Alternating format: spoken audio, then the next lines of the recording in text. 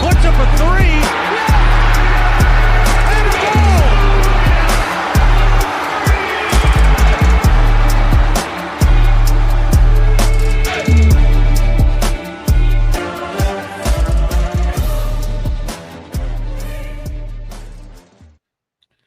Bearcat Blitz, our second show of the week. Welcome in, everybody, to the latest offering from the Believe Network. We are presented by Bet Online. I'm your host, Russ Heltman from Cincinnati Bearcats on SI, and he is Neil Meyer of Rivals Cincinnati site, thefrontofficenews.com. Should be a fun show today for everybody.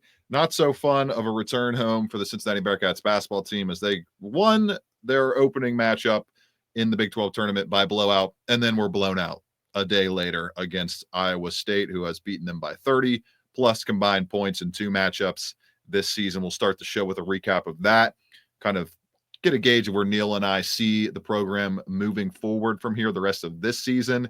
They will almost assuredly be a lock to get a invite to the College Basketball Crown Tournament, which starts on March 31st in Las Vegas on the Fox Sports family of networks.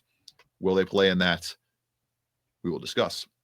And then we will also touch on, I'll give my initial thoughts on spring practice as I was able to get out there on Monday. And that's the only practice that's been open to the media so far, with the next one on Friday morning. But I think Neil, are you going to be there for that one? I'm not going to be there. I'll make it tomorrow morning. Yeah. Monday, I was just unable to make it. There you go. Schedules do that to us sometimes. Neil can be there Friday, couldn't be there Monday. I was able to be there Monday, couldn't be there on Friday. So we got you covered, though, with a look at the spring football side of things during the first week. And we'll, of course, touch on that over the next month plus and beyond with the football program as they try to sharpen things up and get ready for the 2025 slate, which is going to start a little bit earlier. They're going to get fall camp going a little bit earlier, too, with the Thursday kickoff instead of the normal Saturday kickoff during week one of college football. All that. But first, I got to tell you about Bet Online. It's the world's most trusted betting platform and your number one source for betting on all the March Madness action. Whether you're a seasoned fan or a first-time bettor, Bet Online is your ultimate game day companion with the largest selection of odds on everything from college basketball to a $200,000 bracket contest. Bet Online continues to be your number one sports betting source. From every Cinderella story to every hat trick, Bet Online has you covered with odds, stats, and more for every game, every play, and every win. Bet Online, the game starts here as we take a quick break, and then we'll get to the Big 12 tournament recap, next steps for the UC basketball program this season, and initial spring practice thoughts.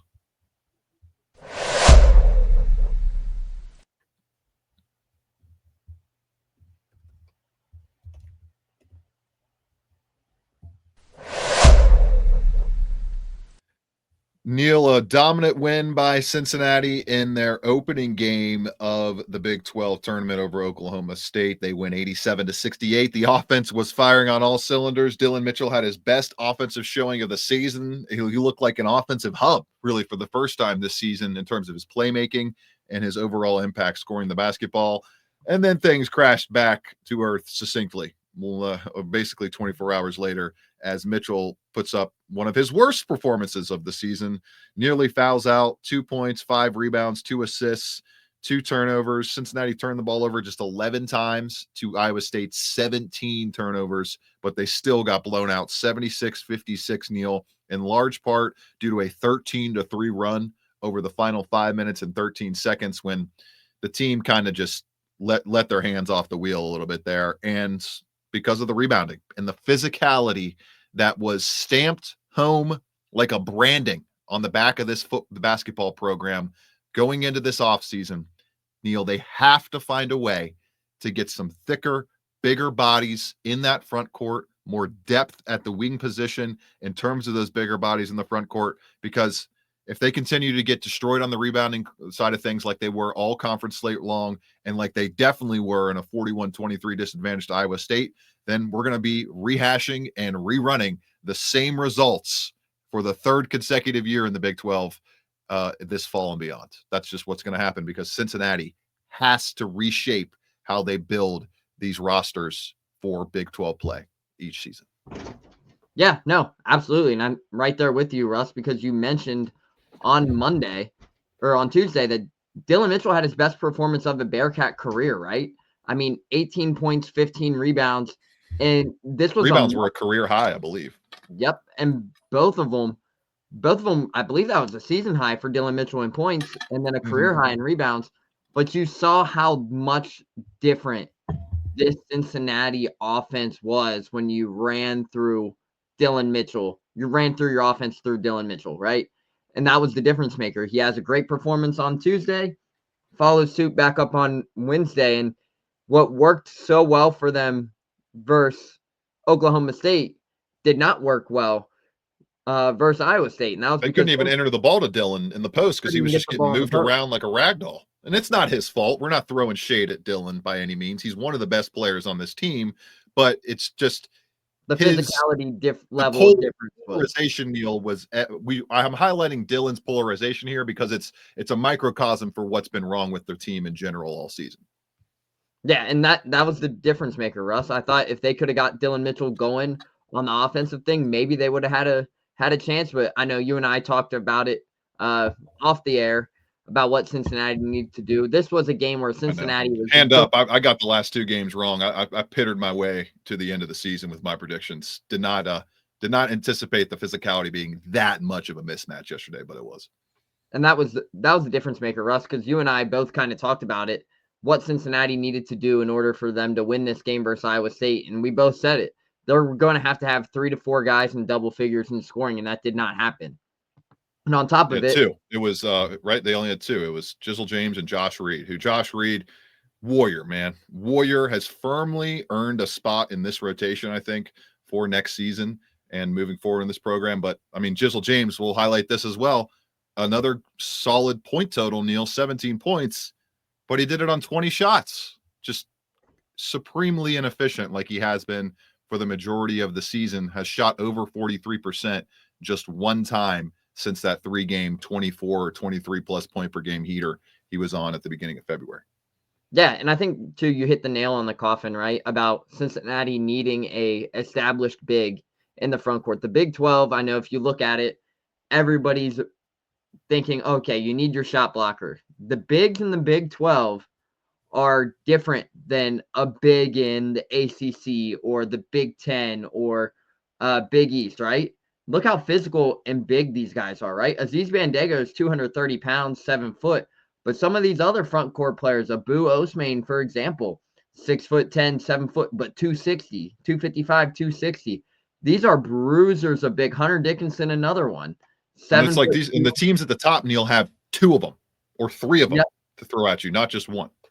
And I think that's what Cincinnati was hoping Arrington Page would be, but he took a step back in terms of his development as the year went on. So he was Did he play in the Big 12 tournament? I think he played 1 minute. I think he played a total about 1 or 2 minutes. So his role has significantly decreased as the season went on. Cincinnati had to play small ball versus Iowa State due to the foul trouble, and that hurt them. But you get rebounded by as much as 18. And that's not even saying Curtis Jones and Keyshawn Gilbert came off the bench for Iowa State. Right, Keyshawn Gilbert was out for, I think, the whole second 25 of the 40 minutes of this game, basically. The entire second half, he did not play. And overall, if that Iowa State team is fully healthy, they're capable of going in there and winning the Big 12 championship. But, Russ, I think you and I know heading into the next steps for Cincinnati, whether that is the crown. Obviously, there's still a lot of things to figure out. It's not even a lock that Cincinnati could play in the crown in the next few weeks. So, overall, you still got a lot to figure out on that aspect. But I think for Cincinnati and for the fans listening to the show, I think everyone would agree that Cincinnati will be looking at a big in the transfer portal to kind of fill that void, that big bruiser there at the 5 position. Obviously, Tyler McKinley's injury did not help Cincinnati in any favor. It definitely hurt them because of his ability to be a stretch 4 or play the 5, but also his ability to step out and knock some shots down due to his shooting abilities. But overall, I would fully expect Cincinnati to be in the portal as active as early as they can, looking for a big time addition there at the 5 position. Yeah, Neil, and we got plenty of time to assess all of the upcoming roster amalgamations and what they're going to do and all that good stuff. But just looking at this game in general, going through it a little bit more. Day Thomas, once again, I mean, he's trying his best. It's just the die that's been cast this season offensively. 4 of 13, 1 of 7 from downtown. This team shoots under 35% from deep. Once again, 30% overall. Although Jizzle James did hit 3 triples, but it took him 9 attempts to get there. And Neil, like they just don't go to the free throw line enough. Four attempts for Josh Reed. That was good to see. He made some heady plays to get fouled enough. But, I mean, Dylan Mitchell, only 1 trip to the line, goes 0 for 2 there. Jizzle James, Including 1 an trip to the airball. line. Yeah, he Can't forget the airballed one of the airball. free throws. That was tough to watch.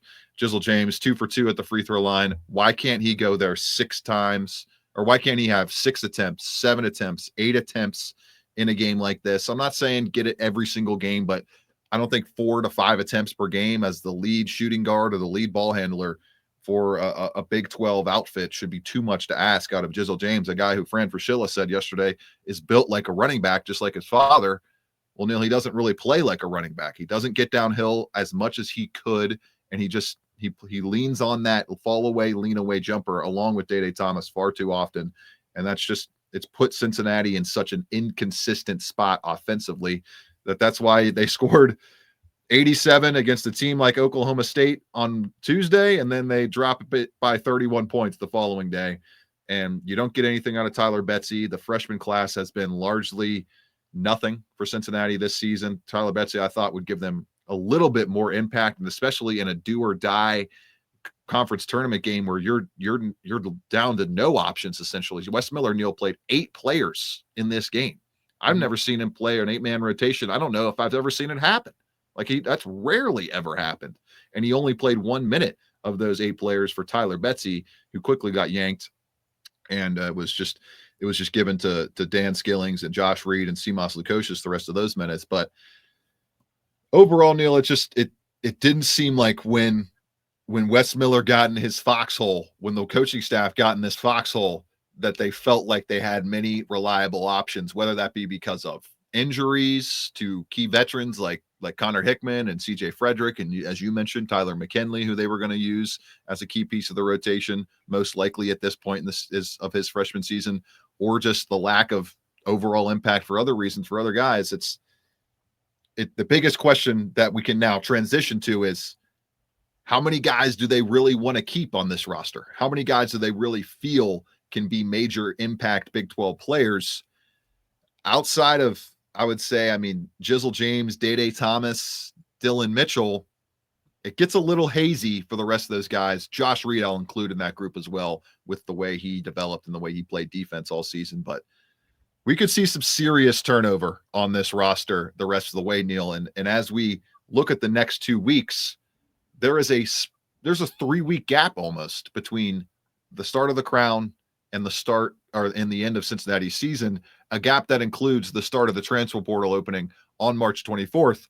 We will preface that, though, Neil, with there are already NIL commitments that UC's players have made, and I don't have the full details of the NIL commitments, but I'm almost assured that they include fulfilling your entire commitment to the program, your entire duties to the program, whether that be in a NCAA tournament postseason run or a college basketball Crown postseason run. Money is money. TV contracts are TV contracts. These players or these outfits at these tournaments want the best players out there for the best product possible.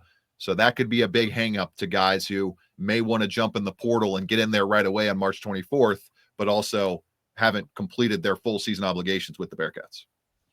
Yeah, and that's a great thing to bring up too, Russ, because obviously you mentioned, I know there's been some guys probably thinking about what their next step would be. Obviously, college athletics is a new landscape compared to what it was maybe 5-6 years ago, right? So overall, and this is the first year of the Crown, so it's also something that's not many people have familiarity with. So and real overall, quick, Neil, why is the transfer portal opening a week and a half, 2 weeks before the season of the sport ends? The season, there's multiple teams still in the NCAA tournament at that point. They're trying to play this Crown tournament with 16 teams. What are they just move the date 2 weeks later? Okay. Yeah, move the portal back 2 weeks. realistically, that would be your ideal situation. But Right. in this situation too, with the first year kind of tournament, obviously, first year brand new tournament, obviously, but overall, it's different. College athletics is different right now, and with what's on the table right now for Cincinnati per se, like you mentioned, I'm fairly certain in NIL contracts, litigation, whatever it might be, that they are obligated to fill their contract. Now, whether that's a postseason run, whether that's an NIT, a crown, a CBI, a whatever postseason tournament that might be, fairly certain they're obligated to kind of fill those obligations there and then go from there after that. But what really hurts Russ for Cincinnati's aspect is essentially you play your last game on March 12th, right? The first game of the crown is March 31st. And not only March 31st, it's opposite side of the country in Las Vegas. All the games are being played in Las Vegas. So it's going to be interesting, right? And I would expect Cincinnati to be able to kind of field a team to continue to go out there and play, especially with what's on at the table with NIL and everything, since this is an NIL based tournament kind of thing. But it's very interesting to keep an eye on. And like you mentioned, litigation is litigation. So whatever you sign on that contract, you're obligated to kind of fill those needs and fill your duties of what you signed out to, or else you're kind of going the next route where you're going to be looking at a lawyer and all that kind of stuff in terms of NIL and court process and whatever, breaking some kind of code of conduct there. So overall, I'm sure Cincinnati will have a team, but you never know, Russ. With the portal opening, guys are already thinking about the next school. Heck, you even saw the interview the other day. I believe it was Dan Hurley who came out and said, heck, some of his players, like 50% of his roster, even said they already know where they're going to play next season. And some of those guys are thinking it's not at UConn. And Dan Hurley's came out and said that. Like, coaches are out there hitting people up right now, saying, hey, you guys want to come play here next year? This is what your NIL will include. It's college athletics nowadays. It's a new landscape. I know it's not the right way to do it, but there definitely is some tampering and some stuff going on behind the scenes in college athletics that is going unnoticed. So that's the transfer portal, though, right? Right. A guy who is gladly going to fulfill his postseason NIL duties is Joshua Jefferson, who Neil is going to make a third straight NCAA tournament after making it for the past 2 years with St. Mary's. And now with Iowa State, he baptized Cincinnati for 19 points, 8 rebounds, 8 assists. And then his buddy Deshaun Jackson, 10 points, 15 rebounds, and 1 assist. The Jacksons and the Jeffersons, the presidents yesterday, absolutely throttled Cincinnati. Jackson, a guy who is 6'8", 220 pounds, and he got Deshaun Jackson as well, who is a behemoth at that. Deshaun, 6'10", 235.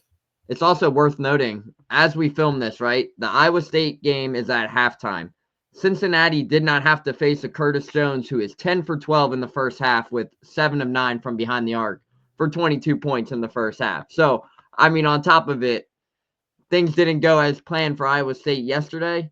But, man, if Cincinnati would have been able to get to BYU, it might have been better. But at least we didn't see this Curtis Jones yesterday because, Russ, it's looking like he might drop 50 today.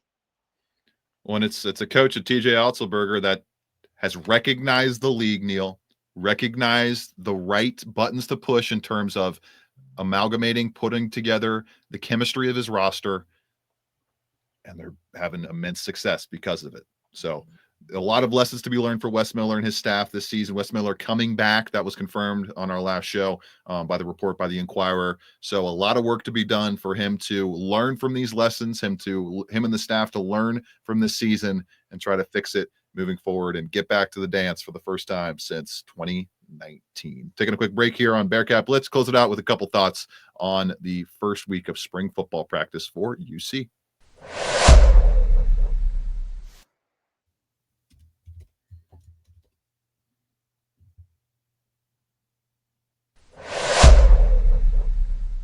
We'll just go ahead and give some of my quick thoughts on the Bearcats football team to start this week.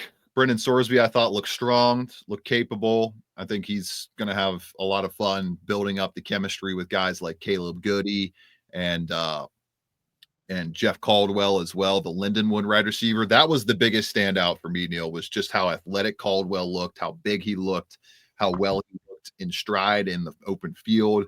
running routes, all that good stuff. I thought Gianni Contosis, the freshman, did not look like a freshman to me. Looked like a big-bodied wide receiver that may be able to make some noise and make some hay in terms of getting access to some snaps at that position this season. We'll see. It's always a little tough with freshmen, especially wide receivers who are trying to put on weight at that size. But overall, was impressed by that. I liked how the defense looked. I mean, it looked strong. There was some guys, some stars, I won't dive into exact specific names, stuff like that, that didn't practice to start the week.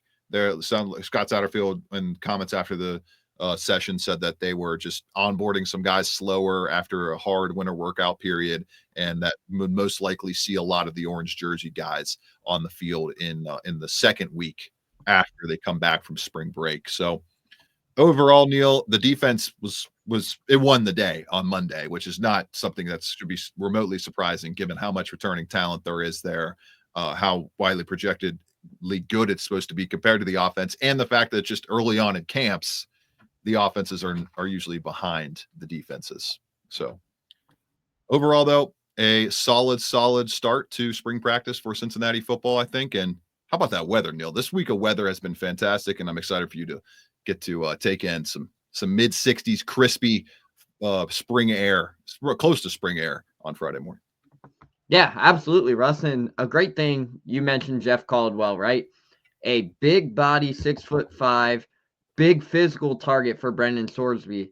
Sources did tell to myself and JT Smith that when they did testing prior to spring football workouts last week, Jeff Caldwell broad jumped 11'9", 11'9". Think about that. That would have been third highest in the NFL combine this year. Think about that for Cincinnati fans that are listening.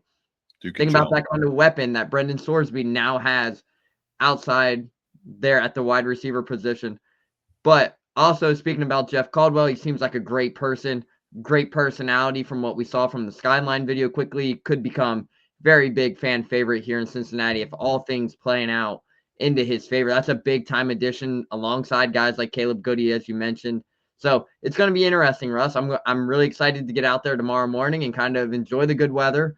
It's supposed to be another beautiful 70-degree day on this St. Patty's Day weekend. So good times are rolling when the Bearcats are hitting the gridiron, getting some early spring work in. And Russ, I think you and I both can attest to it. This is probably the best weather that Cincinnati has had in the spring ball in recent years. Because I remember, I can remember a couple years ago, it said 60 was supposed to be the high, and then you get out to practice and it's pouring down rain and it's 30 degrees with the wind hitting you. So overall, they have beautiful weather right now, and I'm really excited to see what this team has to offer throughout spring ball. A lot of fun happening at Nippert Stadium. We'll get Neil's report on Monday from his time at Friday's practice. For Mr. Meyer, I'm Russ Heltman. This has been Bearcat Blitz, presented by Bet Online. Enjoy the holiday weekend, everybody. Happy St. Patty's Day. This is the second. 15 seconds left. Shot clock off. 4-point game. DeJulius puts up a three.